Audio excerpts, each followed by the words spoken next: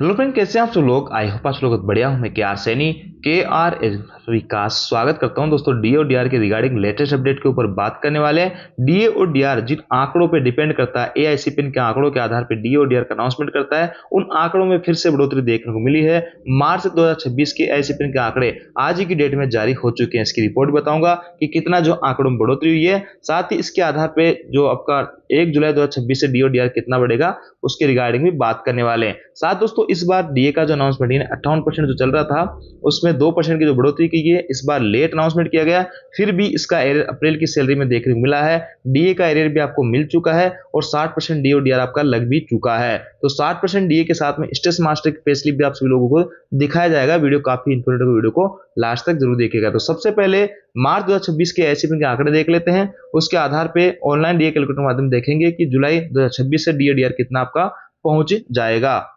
अब देखिए दोस्तों, स्क्रीन पे आप लेबर ब्यूरो की रिपोर्ट देख पा रहे होंगे। 30/4/2026 आज ही की डेट की है। प्रेस रिलीज आप देख पाएंगे मार्च 2026 की ये रिपोर्ट है। और यहाँ पे एसएपी के जो आंकड़े हैं वो 1 महीना लेट जारी होते हैं, मार्च के अप्रैल लास्ट में, अप्रैल के मई लास्ट में। तो यहाँ पे जैसा कि आप सभी लोगों को पता है, साल में 2 बार डीए और डीआर का अनाउंसमेंट होता है। तो ये पिछले 6 महीने की जो रिपोर्ट होती है एसएपी के, उसके आधार पर डिसाइड होता है कि आपका डीए और डीआर कितना बढ़ने वाला है। तो देखिए, जनवरी, फरवरी और मार्च 3 महीने के आपके आंकड़े आ चुके हैं। फरवरी तक आंकड़े थे 148.5 और 149.1 हो गया मार्च 2026 में।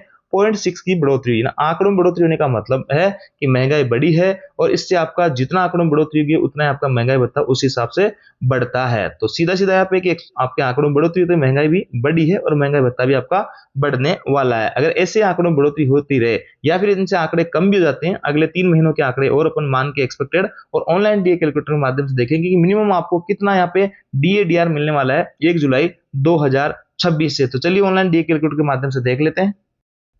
अब देखिए दोस्तों, स्क्रीन पे आप ऑनलाइन डीए कैलकुलेटर देख पा रहे होंगे। यहाँ पे आप पिछले का जितना भी रिकॉर्ड देखेंगे, जो कि जून 2025 तक 58.18 यानी यहाँ पे 58.18 तक आपका डीए डीआर पहुंचा था। आंकड़े ये थे तो 58% का सरकार ने अनाउंसमेंट किया था, 55 से 58।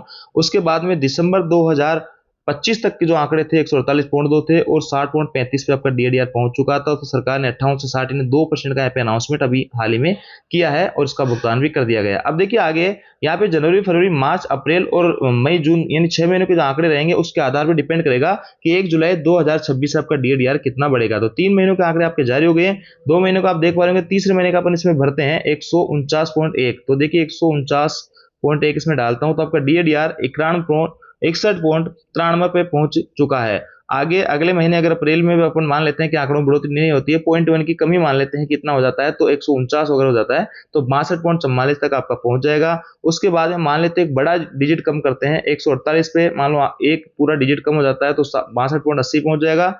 और उसके बाद में मान लेते हैं कि डीओ डीआर नहीं बढ़ा और स्टेबल ही रहा आंकड़ा, तो 148 फिर इसमें डाल देते हैं। तो देखेंगे दोस्तों, यहाँ पे कम से कम, मैंने यहाँ पे कम से कम आंकड़े बढ़ाए हैं, फिर भी आप देखोगे कि 63.08 पे आपका डीए डीआर पहुंच चुका है।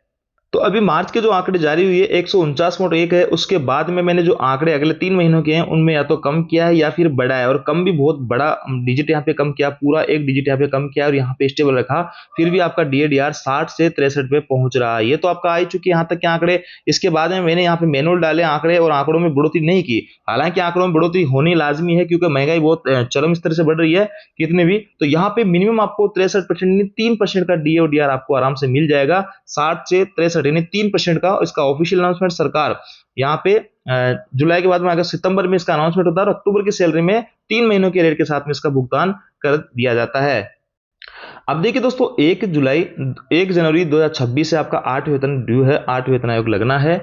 तो ऐसे में अब आगे कैसे आपका डीओ डीआर बढ़ता जाएगा। तो देखिए अभी आपका 60% पे पहुंच चुका है और मोस्ट प्रोबेबली चांस है कि 63% आपका 1 जुलाई 2026 से लग जाएगा। तो जब भी वेतन आयोग का इंप्लीमेंट होगा तो वेतन आयोग 7 वेतन आयोग का जो अंतिम डीए डीआर था वो था 60%, यानी दिसंबर 2025 तक के आंकड़े थे उनके आधार पर आपका 1 जनवरी 2026 को जो अनाउंसमेंट हुआ 60% डीए डीआर पहुंच गया। तो ये 60% डीए डीआर को बेसिक के अंदर मर्ज कर दिया जाएगा। इसके ऊपर जितना भी डीए डीआर बनेगा, मान लो पे कमीशन का अनाउंसमेंट लागू होते होते 72% तक पहुंच जाता है, तो इसका जो डिफरेंस है 12% ये आपकी नई बेसिक के ऊपर लगा दिया जाएगा और ये उस हिसाब से आपको मिलने लग जाएगा और एरियर वगैरह आपको जो भी कैलकुलेशन बनेगी उसके हिसाब से भुगतान कर दिया जाएगा। तो आपका 60% डीए डीआर यहाँ पे मर्ज हो जाएगा। 7 वेतन आयोग का जो डीए डीआर था वो और 8 वेतन आयोग में जितना ऊपर रहेगा वो आपका यहाँ पे लग जाएगा। और जब तक अनाउंसमेंट नहीं होता तब तक ऐसे चलता रहेगा। रहेगा, मान लो 63 हो गया, फिर 65, 66 ऐसे होगा, ऐसे आपका बढ़ता रहेगा जब तक ये इम्प्लीमेंट नहीं हो जाता है।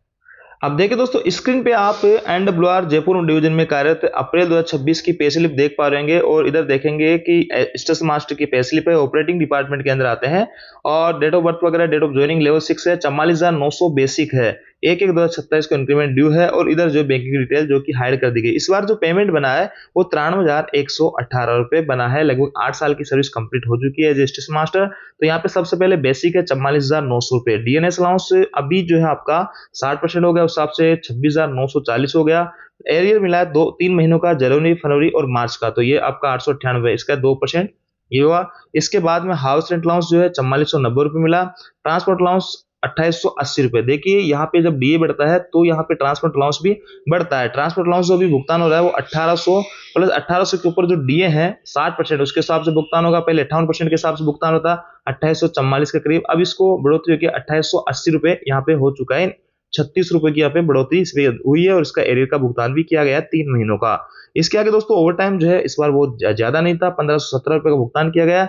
और इधर देखेंगे तो नाइट ड्यूटी अलाउंस है 6889 रुपए, और ट्रेवलिंग अलाउंस 27 रुपए का भुगतान यहाँ पे किया गया है। तो इसमें कोई खास मोटा एरियर नहीं है, और लगभग 90-95 हजार के करीब यहाँ पे सैलरी आप देख पा रहे होंगे, 93 हजार रुपए। रिकवरीज के अंदर देखेंगे 46,916 रुपए रिकवरी हुई है। इसके अंदर कुछ एम्प्लॉय वगैरह जो एनडब्ल्यूआर एम्प्लॉय स्कीम है, या फिर उत्तर पश्चिम रेलवे है, और ये बैंक का जो सदस्य होते हैं उसके हिसाब से किस्त अपनी करती है सेविंग के तरीके से। और ये एनपीएस के अंदर बेसिक प्लस डीए का 10%। इसके अलावा एक लोन चल रहा है 36,733 की, वो किस्त है। तो इसमें नेट पेमेंट जो है यहाँ पे बना है 46,202 रुपए। तो इसका मतलब यहाँ पे जो भुगतान कर दिया गया, एक लगाया जा रहा था अंदाजा कि इस महीने डीओडीआर का जो भुगतान नहीं होगा, क्योंकि इसका जो अनाउंसमेंट होने में काफी देरी हो गई थी। मार्च में अनाउंसमेंट होता है, लेकिन मिड अप्रैल में इसका अनाउंसमेंट हुआ, तो एक संशय बना होता, तो वो संशय दूर हो गया है। 60% के हिसाब से सभी लोगों को सैलरी का यहाँ पे भुगतान कर दिया गया है।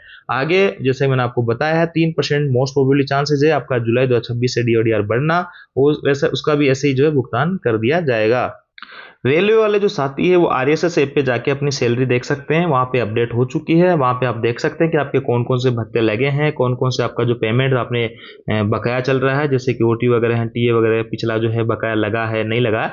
और इस महीने जिनका सीईए चिल्ड्रन एजुकेशन अलाउंस है, मैक्सिमम लोगों का इसी महीने भुगतान किया जाता है। तो सीईए चिल्ड्रन एजुकेशन अलाउंस 33,000 के करीब जो है एक बच्चे का भी मिलता है। अगर 2 बच्चे पढ़ रहे हैं आपके तो 66,000 रुपये उनको मिलेंगे, और फर्स्ट क्लास से पहले पहले उनको 3 बार मिल जाता है, और 12th तक वो आपको यानी 12 साल तक वो मिलेगा। टोटल 15 साल तक आप यहाँ पे ले सकते हैं। मैक्सिमम 2 बच्चों तक आप सीईए चिल्ड्रन एजुकेशन अलाउंस ले सकते हैं। 3 बच्चों को मिलता है, लेकिन उसमें एक केस होता है कि फर्स्ट बार में आपका 1 बच्चा है, और सेकंड बार में अगर 2 बच्चे हो जाते हैं, जुड़वा बच्चे हो जाते हैं, तो उस केस में तीनों बच्चों को जो चिल्ड्रन एजुकेशन अलाउंस का भुगतान रेलवे के द्वारा किया जाता है। तो ये थी दोस्तों अपडेट है। जानकारी आपको अच्छी लगी होगी, वीडियो आपको लाइक तो शेयर जरूर कीजिएगा। Thank you.